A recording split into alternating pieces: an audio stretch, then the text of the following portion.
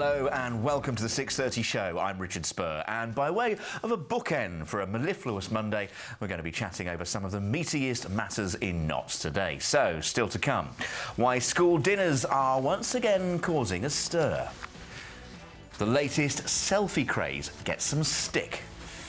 And abracadabra, the close magician of the year, will now appear before your very eyes. Well, joining me on the sofa tonight, Magic Man Roy Bond and nutritionalist Susan Hart. Now, yesterday, thousands of people put on their running gear and tackled the London Marathon. Later, we'll be taking a look at some of your pictures from yesterday's race, and we'd like you to send us some more. You can either tweet them at Notts_TV, or you can post them to our Facebook page. Now, if your kids had the choice, would they choose a salad over a sarnie at school? And are you concerned about what's on their menu at lunchtime? Well, new guidelines are now scrapping the limits on sugar, fat and salt, which are in place at the moment. Instead, schools will now monitor how often certain meals are served to pupils. Let's have a little chat about this, and we should come, of course, first of you to Susan, because you are, after all, a nutritionist. School dinners has been a political, almost, ping-pong ball for years, it seems now. We had Jeanette Orry, the Nottinghamshire dinner lady, who now has got an MBE and goes all over the world talking about them. What's your take on this change in the guidelines? So they're no longer saying that certain unhealthy elements can be present in foods at certain levels in schools. I think schools need to take a responsibility for looking after their pupils and providing a healthy, balanced diet. I think also that it should be a good meal to have for the children, because you don't know when the children leave the school what sort of meals they're having. So I think the idea of providing a main course and a pudding in a school is a good idea. But what about this question of not any longer limiting, say, fat, say, sugar? That must have been quite a faff to, in fact, implement in the first place, mustn't it? That may have been the reason why they've decided to change it. Rules came in only January this year that said you could only have fried food twice in 1 week. You had to have more vegetables, more dairy. So for it to have changed so quickly, perhaps it was that they couldn't manage to regulate that in some way, and they've given the schools the freedom to adopt their own approach to it. Roy, you were nodding when Susan was speaking there earlier on. Well, I was just thinking the way that it was when I was at school, which was years ago, obviously. It was more of a you could eat what you liked. Obviously, my parents were very keen to sort of make sure I ate the right things, but the schools didn't really regulate anything when I was at school. It was, you could do more or less what you like. So I was reliant on my parents more than anything else to set an example to me. But it was, I think how it is now, it changes so often. I don't know how they can keep on top of it, because, like you say, it's the ping pong ball. It goes back and forth. I want to ask you both about your memories of school dinners in just a few moments' time. But first of all, we've been asking some people in Nottingham what they remember of theirs. I don't really know. Smiley faces would have been the one. They were like everyone's favourite, or chocolate concrete, but other than that, not much really. So I never actually had school dinners. I had packed lunches. I just hated all the forced, like, healthy stuff, like all like the pasta pots and salad pots, that kind of thing. I hated that. I would just wait for Fish and Chip Friday. That was my day. Well, we didn't used to stay school dinners years ago. It was hardly ever heard of when we was at school. I used to like the cornflake tarts with a custard, but my especially favourite one was the treacle steamed puddings. Turkey Twizzlers all the way. Macaroni cheese. What? Macaroni cheese? No. Yeah, it's so squidgy. Cornflake tart with custard. Hasn't that got to be everybody's main menu of school dinners? Is that what you used to have a bit of, Roy? Absolutely, yeah. Cornflake tart and custard. There was a caramel tart as well with custard. It was fantastic. And Fish and Chip Friday. Did you used to have that? I used to always look forward to Fish and Chip Friday. Well, I had packed lunches because I was vegetarian, and in those days there wasn't an awful lot for me. Was that, were you out of your own choice at that age, or was it something that you followed in the footsteps of your parents with? No, I was vegetarian from sort of 10, 11.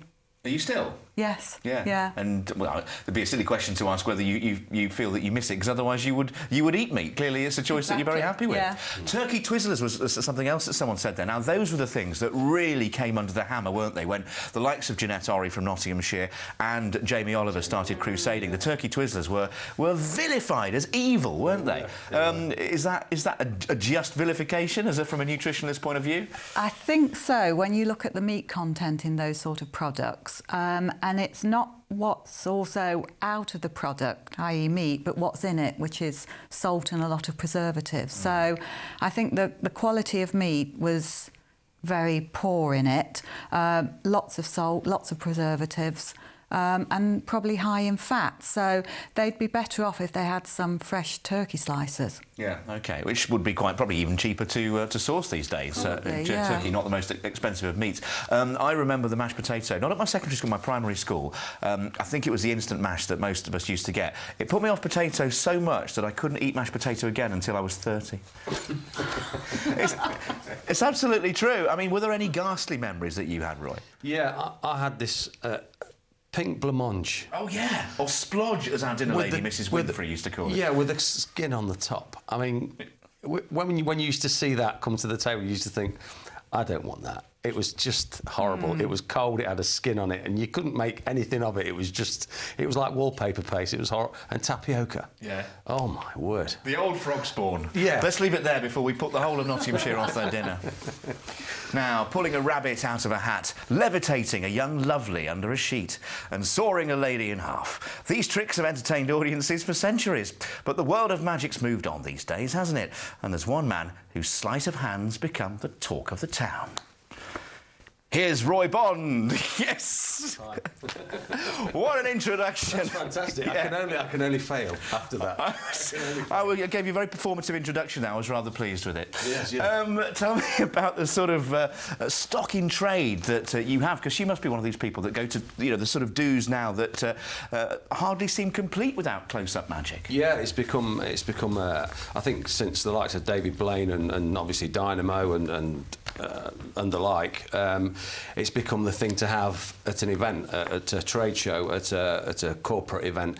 It breaks the ice for everyone. It gets everybody talking, gets everyone interacting, and from like I said to you earlier on, from like 4 years old up to 94, 104, everybody, if you work them right, if you entertain them correctly, everybody has something to say. Everyone is amazed afterwards, which is, that's my aim, really. There used to be this thing about the magic circle, didn't there? And how if you were in the magic circle, you'd get booted out if you gave the secrets away to anyone else. Is that true, or is it all a bit of a myth? And does it still exist? It still exists, yeah. The magic circle is still there. Are you in it? I'm in the Nottingham Guild of Magicians, which is like a branch off from the centre. Obviously, the headquarters is in London, but you swear an oath when you join, not to divulge secrets and to upkeep the standard of magic and keep it moving forward. Now we're about to be wowed, Susan. So I want you to, to brace yourself, because Roy, good, I can see, because Roy is going to perform some of his close-up magic now live on Notts TV. Yes. What are you going to do for us? Well, I'm aware that people think that obviously sleight of hand is the sort of thing that I deal with, but I do like to let people examine what I use before I use it. For instance, if you could examine the cup, it is. It looks like copper to me. It's very old. It's very old. By all means, yeah, have a look. Have a little. And the bag that comes along with it, I don't know what you're supposed to be looking for. Maybe a trapdoor or a hidden passageway. It looks to me like a standard copper cup. Thank you very much. And let me examine the bag. I should actually put a mouse trap in there or something just to... A mouse trap? Well, just to liven it up a little bit, make it a little bit more... You have to think of health and safety, Roy. Of course, of course. There's nothing in the bag, Excellent. But the thing that people have a problem with is not those two things. It's the thing that you can't always see. It's the invisible ball, and as grown-ups you wouldn't believe, children believe that there is one, obviously. It's a very small white ball, red stitching, handmade, like a miniature baseball, and obviously you can't see it. I never put it underneath the cup, by the way, because even then I can't see it. If you're having problems with it, I can put it on the top and just click my fingers. You'll notice that the ball will appear underneath the cup, which is kind of unusual, isn't it?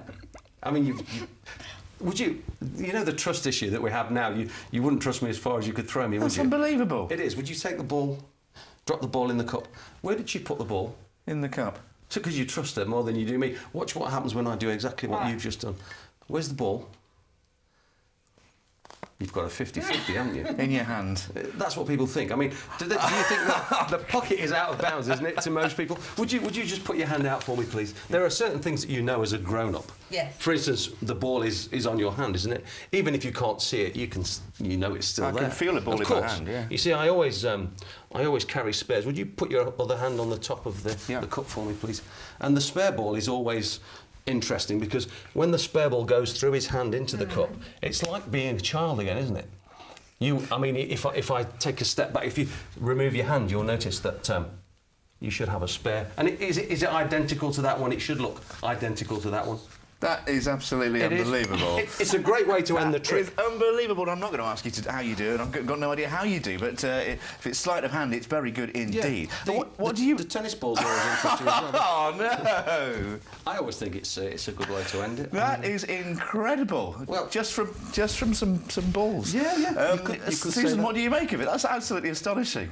And it gets more impressive as it goes along. Well, it's actually cut short. There's a lot more to it than that. But especially when you're so do the balls get bigger as you go along? They do, yeah. That's the last one, actually, in the routine. There are others, golf balls and pool balls and squash balls, that kind of thing. Impressive, wasn't it? When you're close up, you're trying to look for the sleight of hand and you're concentrating so hard and looking so hard and I think that's why I enjoy doing what I do, yeah. That is incredibly impressive, Roy. Thank you very much indeed. We'll get the measure of your magician's perspective on things a little bit later on. When we come back, your chance to take a look at some of the brave folk who took on 26 miles on the streets of London.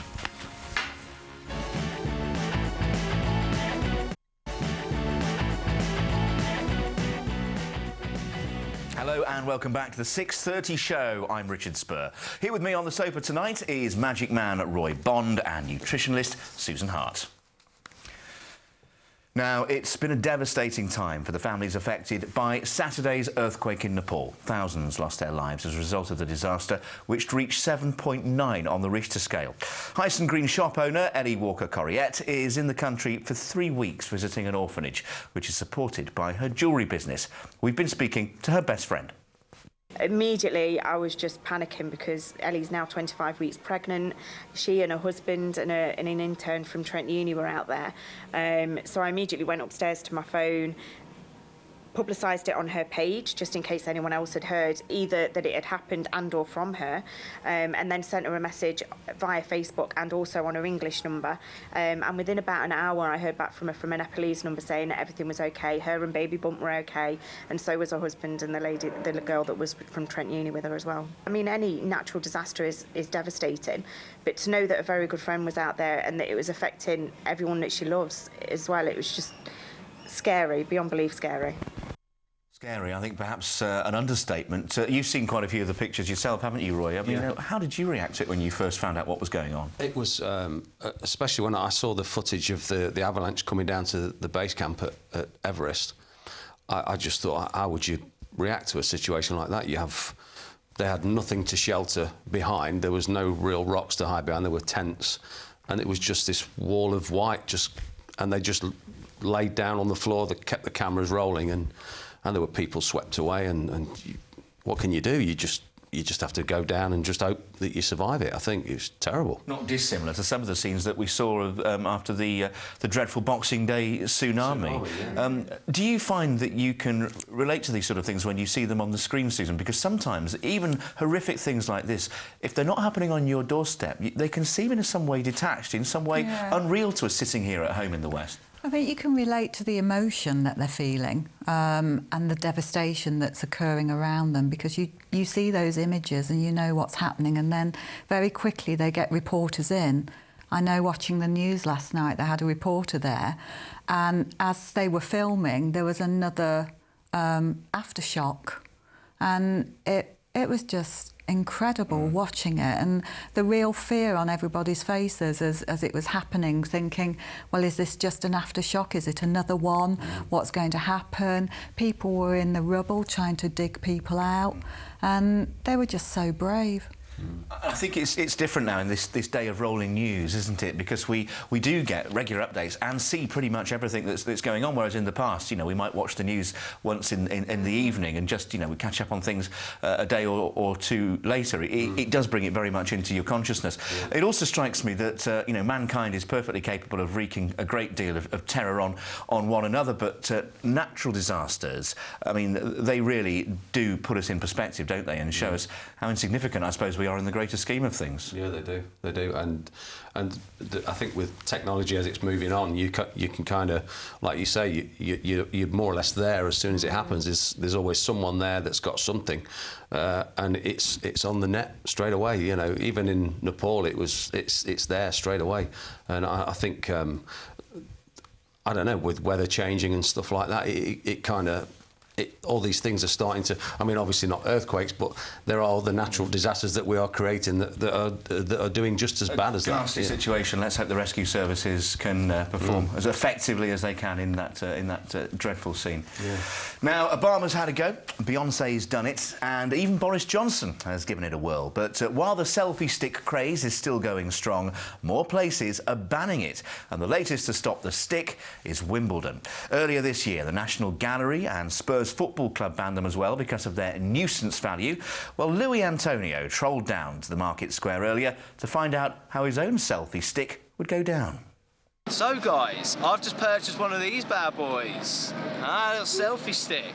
Now the latest news is that Wimbledon have banned the selfie stick, and I'm here in Market Square today to get your views on what proves to be a controversial accessory.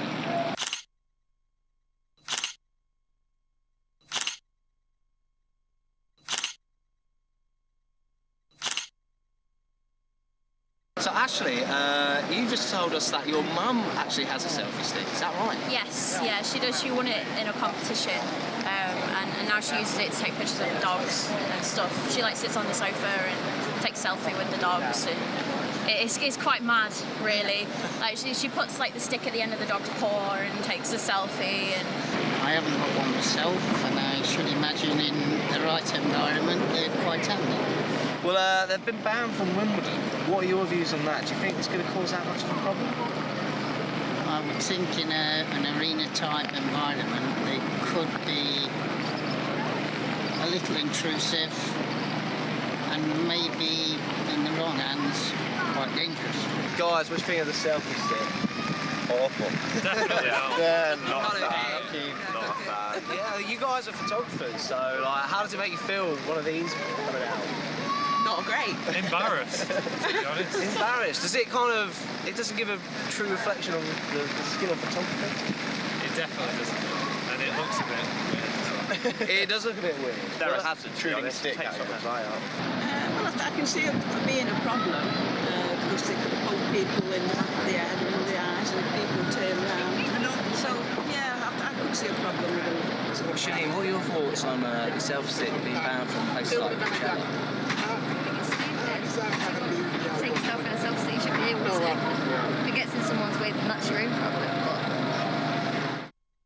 I don't see these quite so much in Notts, but when I'm in London, and particularly if you walk through sort of, the big tourist traps like Covent Garden, Trafalgar Square, outside the National Gallery, actually, we banned them, you see scores of people. It's like a forest of sticks with smartphones and iPhones on the end of them. It's a particularly sort of narcissistic trend, don't you think? Well, I think sometimes you're so busy taking photos that you're not actually looking that way. I so agree with you. And, if they've been banned at Wimbledon, that means that when you're taking a selfie of yourself, you're not watching what you've paid all that money to watch, which is people playing tennis. But also, it's very dangerous because it could have someone's eye out, Troy. It could indeed. I was at performing at a wedding at the weekend, and there were about 5 or 6. And they weren't taking selfies, they were filming with the selfie stick. And they were swinging them around, they were hitting people, and I thought, in that environment, they were all friends, and I thought, they can just get on with it. But you can imagine, if you're at Wimbledon and you're trying to film, you've actually got to face the crowd to get the selfie of the court, and it's just going to be, it's going to be mayhem, isn't it? I thought about that. They could be used as weapons. Yeah, absolutely. Like a sort of club. Yeah. It's a funny thing, and somebody was telling me earlier on that not just these sticks now available and very, very popular, but also like a miniature drone. So you can buy a little helicopter that will go up in the air with your phone attached to it to give you pictures from even higher up. Yeah. I mean, how far are we going to take this? Sounds intriguing. I take so few pictures, actually. So few pictures when I'm abroad or on holiday or somewhere interesting, and maybe I should take more. And really, because, as you said, Susan, I'd rather just prefer to look at things and store the pictures in my mind, but I certainly wouldn't take one of these sticks around. No, absolutely not. Let's see who else bans them. Yeah. The more people, the better, I think. Yeah, I think. Now, yesterday, thousands took to the streets of London and braved the brutal London Marathon. This year's event was the biggest in the race's history, attracting more than 38,000 runners to tackle the 26-mile course from Blackheath to the Mall. As well as Paula Radcliffe running the route for the very last time, many Notts runners turned out in force. So let's take a look at some of your photos.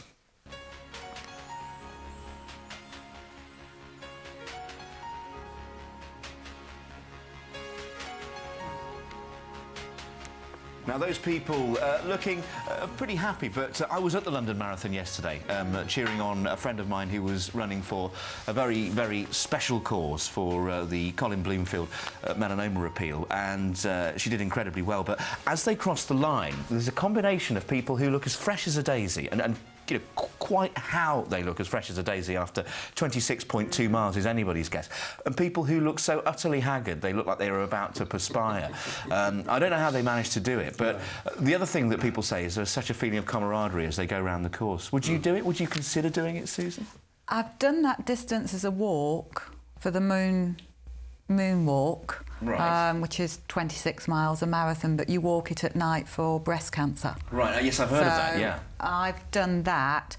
I'm not much of a runner, so no, I wouldn't do that distance running. I'm certainly not much of a runner, but you can't just do that. You can't just turn up and do these things. I mean, my friend that did this, she trained for months and months and months and months and had to build up in various stages. It's an incredible physical toll that it takes on your body. It's an undertaking that you don't take it lightly. You have to commit to it, I think, and it probably starts a year before you go, I think.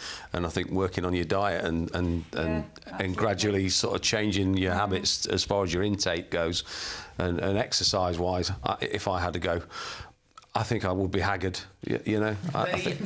The other thing that people are quite bilious when they get to the finish line. So if you're reporting from the finish line of a marathon, you need to wear plastic bags over your shoes. Yeah. But doing it on its own is quite a task. But some people, the things they wear, I mean, isn't it hard enough running 26 miles without doing it dressed as Mr. Blobby, or as yesterday I saw somebody dressed as a bottle of water. Yeah. I mean, there are records now for the time in a certain outfit. That I heard. One was at the time dressed as a leprechaun, and this guy's broke it. So now next year there'll be another guy in a leprechaun trying to beat. That's it. We always constantly try and beat it. The weirdest ever costume and the longest costume person, or the longest time it's ever taken a costume person to do it was somebody wearing a full diving suit and helmet. It took him weeks, didn't it? I think it took him between 2 and 3 weeks, which is absolutely astonishing. With the lead boots and everything. Lots and lots of money raised for charity. I think that's the great thing. I mean, people of course achieve personal bests and they get a lot out of it themselves, but they raise a huge amount of money for charity, which can only be a good thing. Absolutely. All right, well, let's hope even more Notts people take part next year, and maybe one of us, who knows. Susan, Roy, thank you so much. That magic trick with those balls was absolutely incredible. And a big thanks to both of them from me. Have a good night. Good night.